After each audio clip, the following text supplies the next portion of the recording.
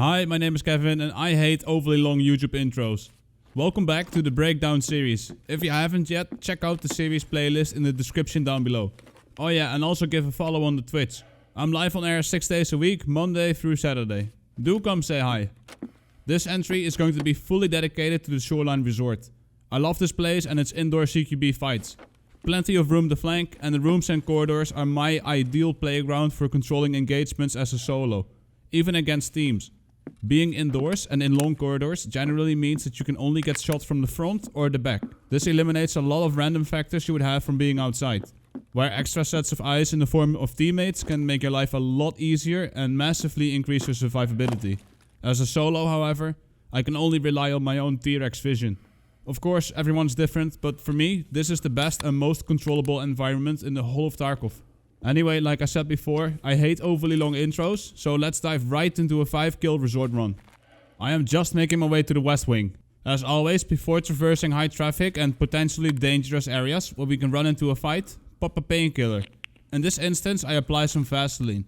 They act as a painkiller, but they last longer for the trade-off of slightly longer use time. I take this before going in, so I'm painkillered up and ready to go.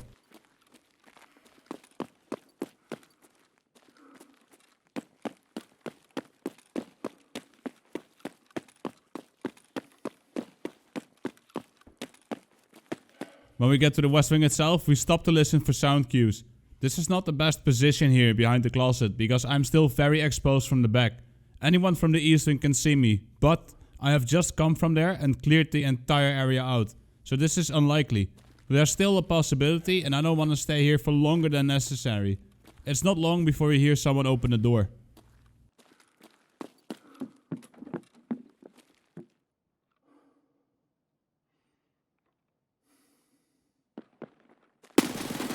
I'm running a 60 round mag and I'm very much making full use of it here with pre-firing when coming around corners.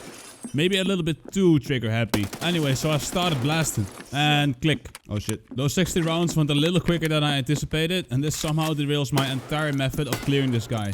I'm not playing freely in this moment and thinking of too many things at the same time. In the middle of the initial push, I think he might be escaping from the back door, so I go back to the hallway to check if the door is still locked. Which it is. So he's in the room and his only escape is to either jump off the balcony or push through me.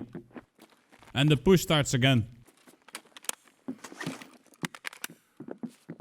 Thought he was above me.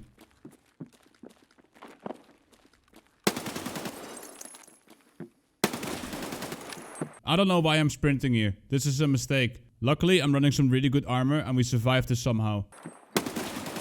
Oh man. We had no right to survive this. No right.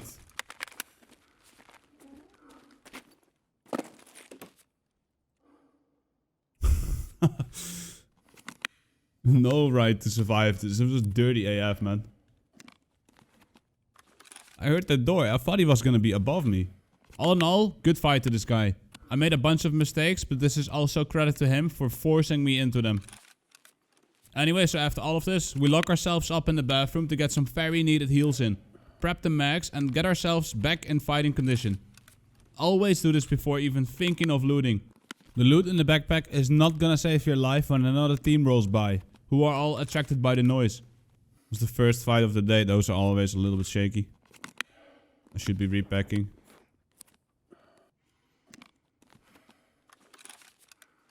This is a little trick for people who don't know yet. You can heal and repack at the same time.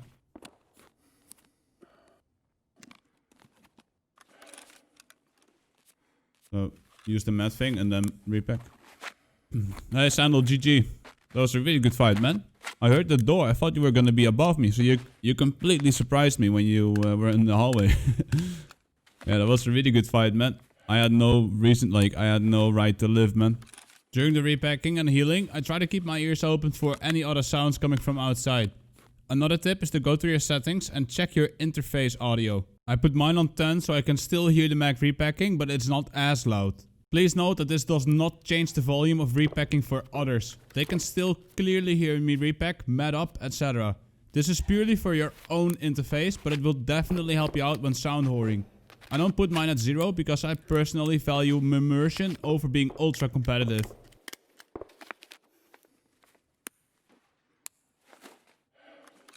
think I heard another window there. Sandal, thank you so much for the follow, mate. Do you need any stuff hidden? Uh-oh.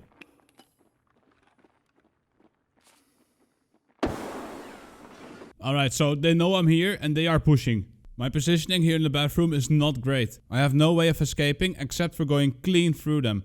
But at least I'm not directly behind the door and off to an angle. You never want to be directly behind a door because these flimsy cardboard doors will not stop bullets. Meanwhile, I'm trying to gather as much information as I can. How many there are, whereabouts in the room they are, etc. This will prepare me for the conflict to come and get rid of as many maybes as possible to increase my odds of survival.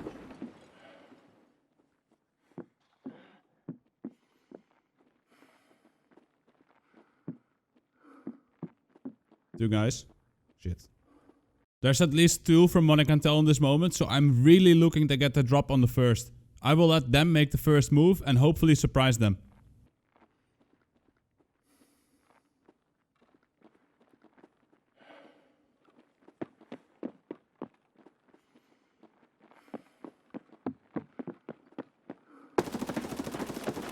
Oh shit.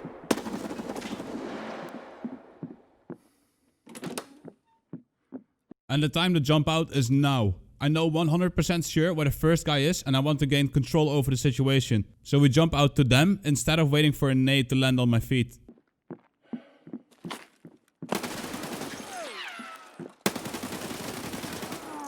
The second guy is a little scrappy, but from the sound cue I know he's down as well.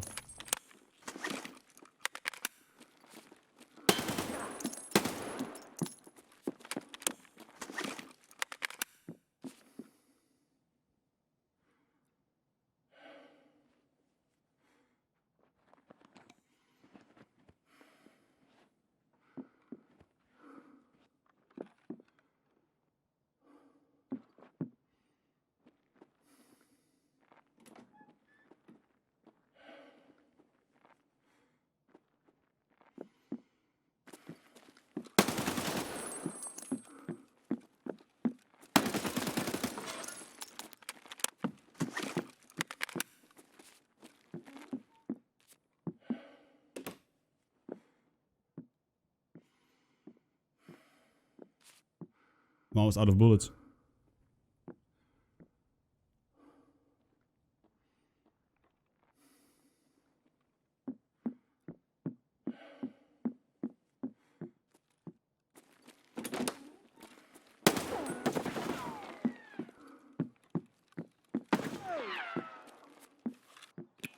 I don't know how I managed to do this, but as I tried to toss a nade in the room, I somehow fat fingered my inventory. But yeah, the nade was supposed to land inside the room. Oh. What?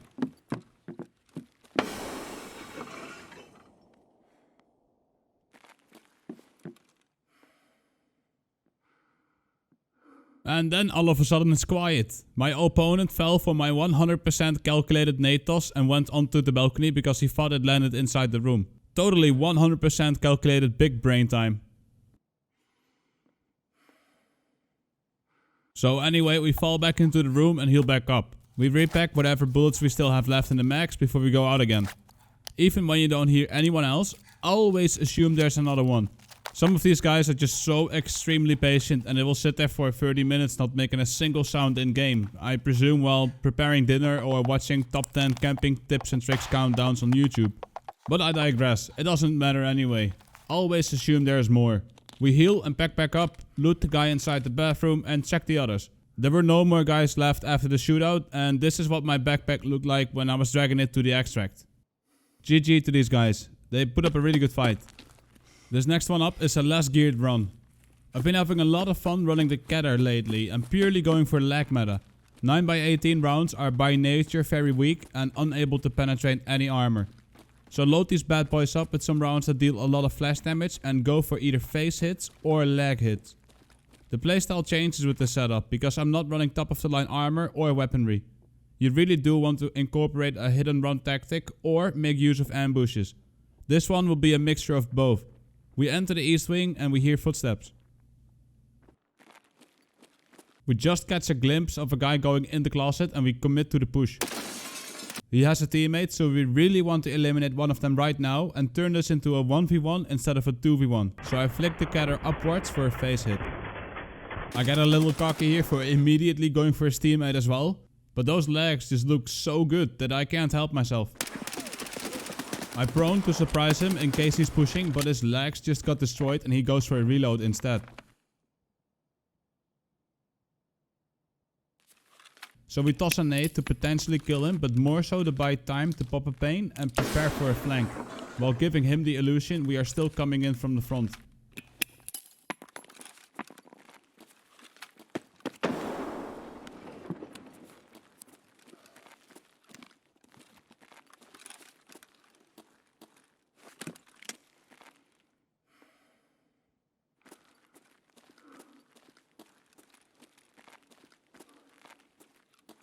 As for moving up, I can still hear him shuffle around on the broken glass, so I know he's still in the same place.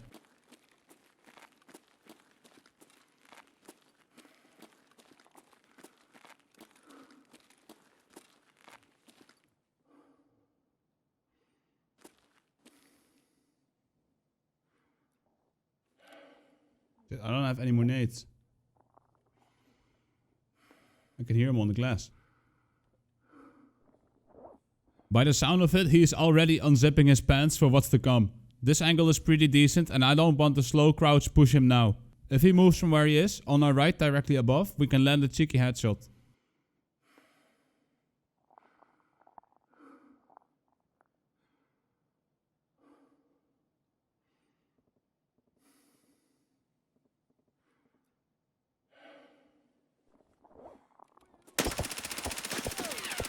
Of course I missed the opportunity. No worries though, we just go for another illusion. The elite perk called flanking is really good and arguably in need of a nerf.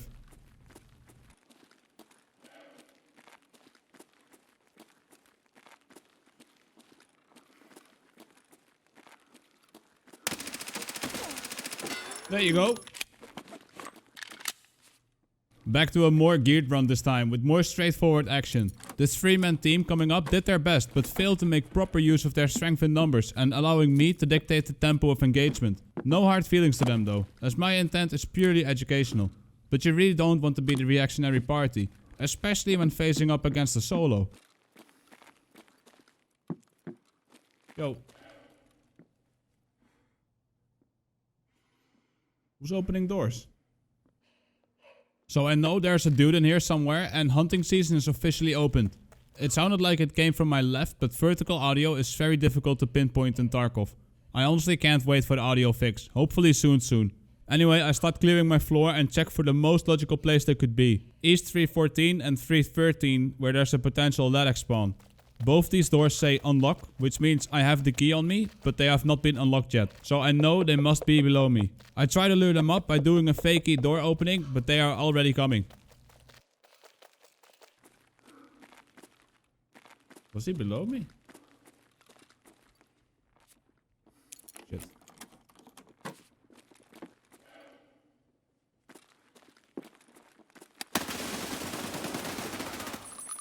After killing somebody, I frequently push on immediately to check for any potential teammates.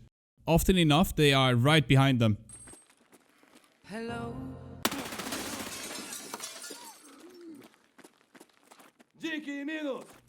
Probably the most important tip in the entire video is to never forget the dicky needles. This way you assert dominance and instill fear in your enemies. So they were below me. Which room did they open?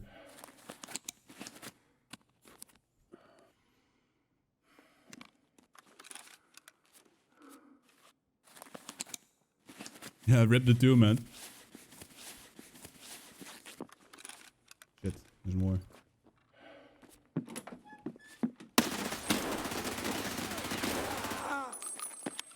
Fifth round mag.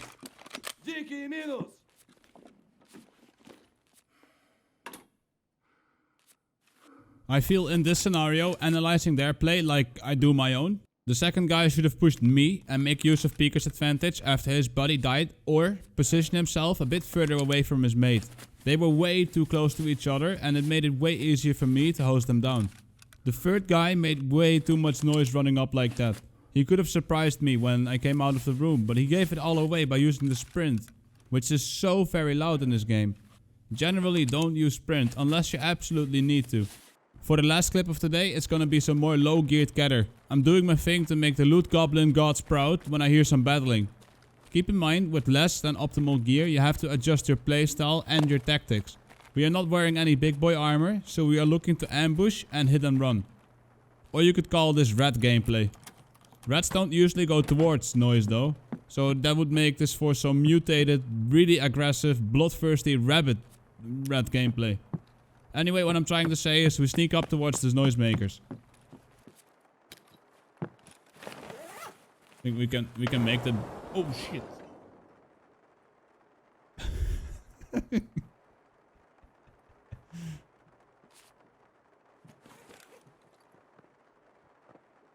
I'm going to die. I'm 100% going to die now.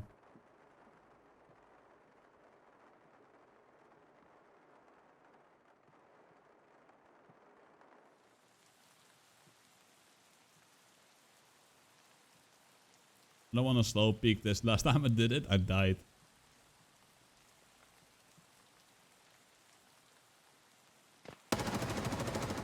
I know I mentioned this before, but to help with audio directions, click and hold down the middle mouse button or the scroll wheel to use the free look and turn your head around. This will massively help you in pinpointing directions. Oh shit. And that's in the east wing, bro.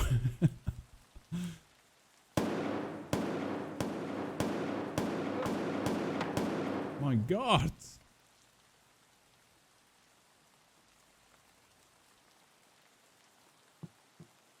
After the fight, I hear the footsteps, so I know this guy killed somebody and is now inside a room. This gives me the confidence and the go-ahead to slow peek this corner and start moving up.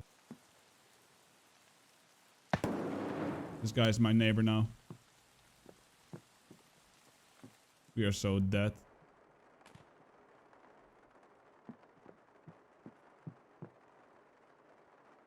I need all of them to kill each other. Now I'll blast their legs. Yeah, I could jump, but I also kind of want some of this action a little bit. You know, clap some legs.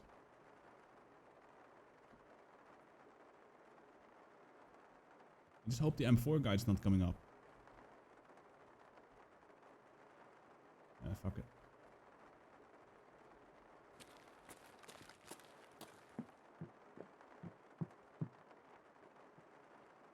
He's there. Oh.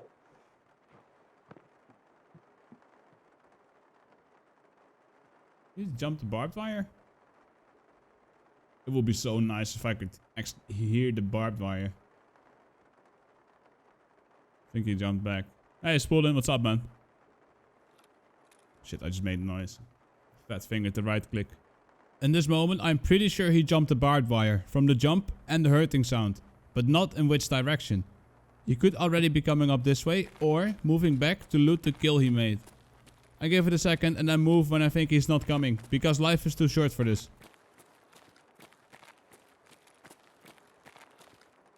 This room is without a doubt the room he was just in when we heard the footsteps.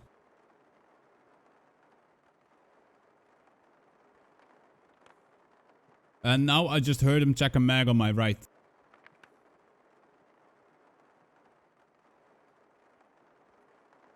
So if he's in a room on my right, he has to be in here.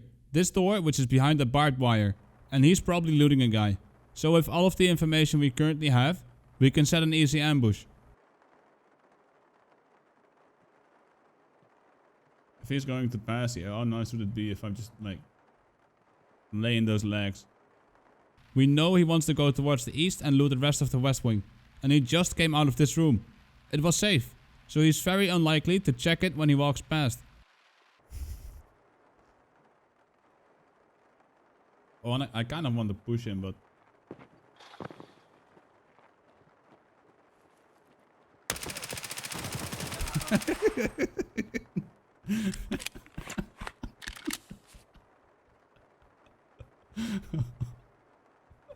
Oh my god.